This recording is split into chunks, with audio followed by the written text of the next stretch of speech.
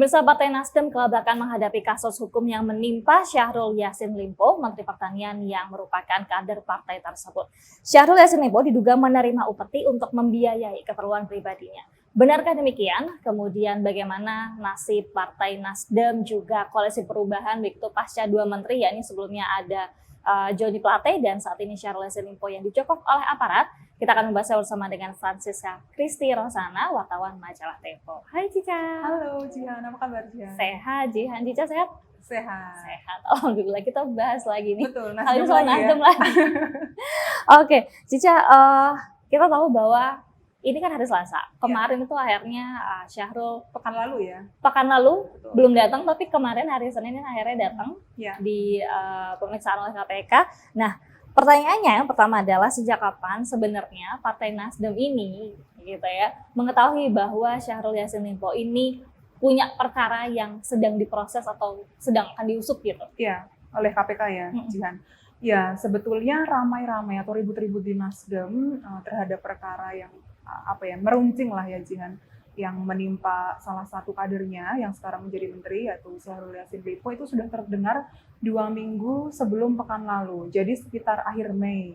Jihan. Akhir Mei. Ya, akhir Mei itu teman-teman di Nasdem atau politikus-politikus Nasdem, terkhusus petinggi-petinggi Nasdem ya Jian, itu sudah mendengar bahwa masalah-masalah yang merundung atau yang dihadapi oleh Syahrul Yassin Limpo ini sudah menguat di penegak hukum gitu. Nah, tapi saat itu kasus yang ditengarai akan ditindaklanjuti ini bukan kasus yang sekarang, bukan kasus soal gratifikasi dan korupsi pupuk gitu.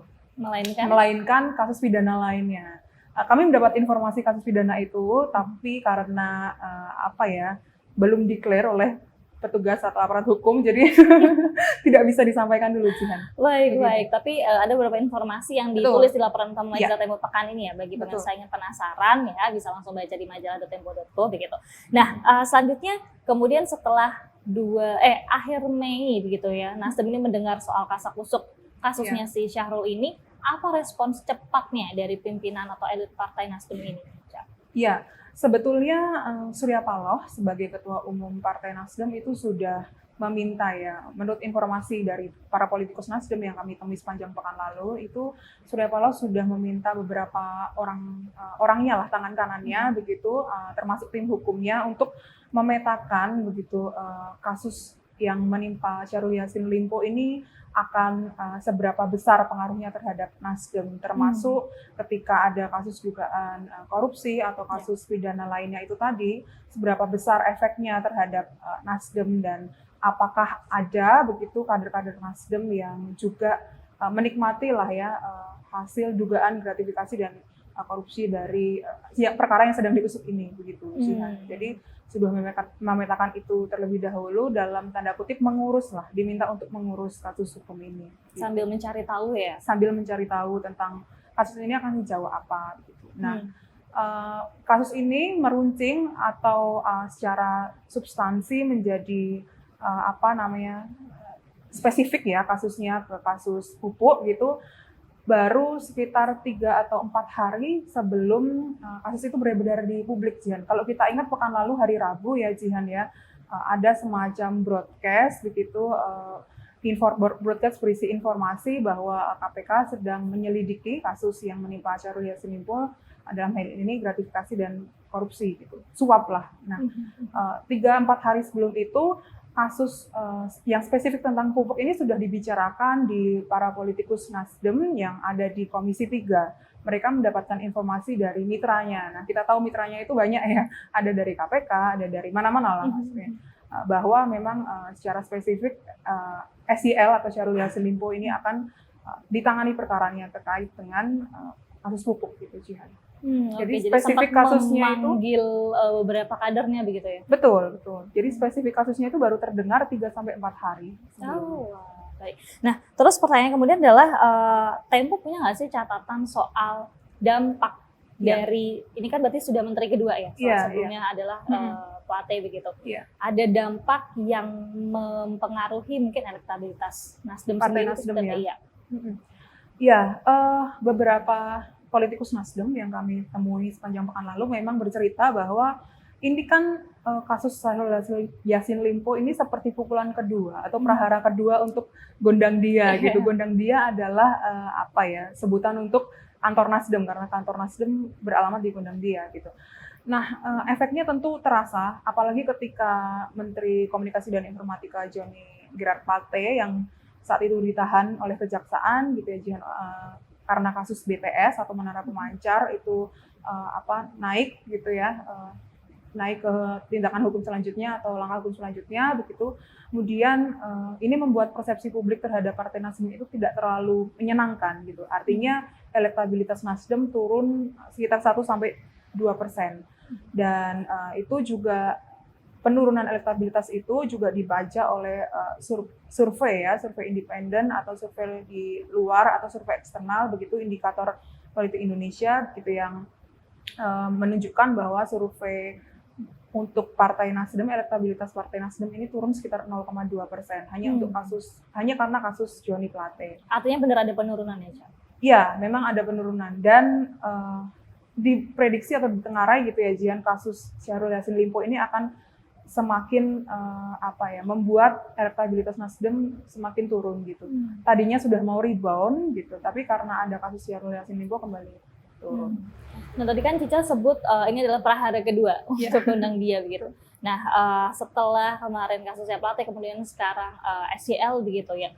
Dari Partai Nasdem sendiri ada nggak sih upaya-upaya untuk mungkin memberikan bantuan hukum kepada dua kadernya ini atau seperti apa?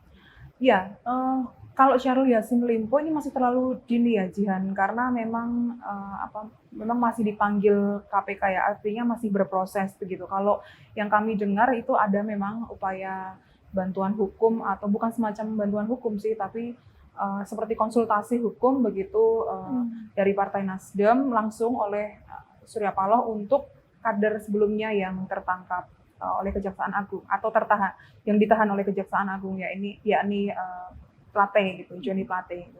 Kami mendengar bahwa tanggal 31 Mei Surya Paloh sempat mengunjungi Johnny Plate di rumah tahanan di Jakarta Selatan. Dan di situ itu kunjungannya 4 mata ya, Jihan ya. Kunjungannya 4 mata dan orang yang mengetahui kunjungan itu bercerita bahwa saat itu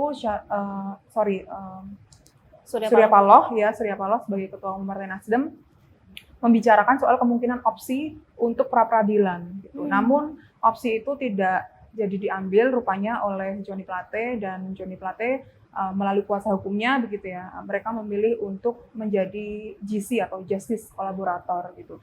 Kenapa tidak jadi mengambil pra peradilan? Kalau menurut informasi dari tim hukum di Nasdem gitu ya, ada beberapa pertimbangan lah, dua di antaranya adalah pertama soal substansi yang secara materi itu kemungkinan tidak pas gitu. Yang kedua adalah soal waktu karena pra peradilan ini sangat limitatif waktunya begitu Jihan. Dan namun gitu ya, kalau secara pernyataan secara langsung oleh teman-teman di Nasdem, upaya hukum ini menjadi semacam kuasa dari pengacaranya Plate, Johnny Plate gitu. Jadi semua diserahkan kepada pengacara Johnny Plate gitu. Nasdem tidak ada, dalam tanda kutip Nasdem tidak ikut campur lah terhadap langkah-langkah hukum yang akan ditempuh oleh Plate maupun keluarganya. Dikembalikan ke kuasa hukumnya Plate ya. Oke. Nah, Cica, dari elit-elit Nasdemnya sendiri begitu ya, melihat atau menanggapi kasus-kasus yang menimpa dua menteri ini begitu, apakah mereka masih konsisten untuk tetap mengusung Anies? Karena kita tahu ya koalisi perubahan begitu ya saat ini lagi gonjang-ganjing lah gitu. Mereka gimana? Iya, betul. Sebetulnya ada cerita, Jihan, bahwa sejak tahun lalu setelah deklarasi Anies Baswedan tanggal 3 Oktober itu memang beberapa petinggi Nasdem dan koalisi perubahan gitu ya yang mengusung Anies Baswedan sebagai capres itu memprediksi bahwa akan ada beberapa kasus yang mungkin menimpa mereka gitu. Hal itu juga tervalidasi ya ketika kasus Johnny Plate yang soal BTS itu kemudian naik ke penyidikan di Kejaksaan Agung gitu. Nah, dari 3 November, kami menghitung dari 3 November lah kasus 3 itu. Oktober? Bukan, setelah 3 Oktober, kemudian 3 November, sekitar awal November itu kasus Joni Plate kan soal BTS ini kan naik ya Jihan di penyidikan. Kami menghitung sejak November itu ada beberapa pertemuan koalisi perubahan ya yang membahas soal bagaimana mereka menghadapi beberapa, dalam tanda kutip mereka mengklaim namanya adalah gangguan gitu, gangguan terhadap koalisi perubahan gitu.